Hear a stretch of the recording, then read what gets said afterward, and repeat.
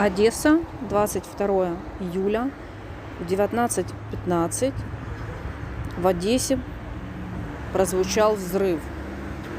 Даже в небе можно увидеть след.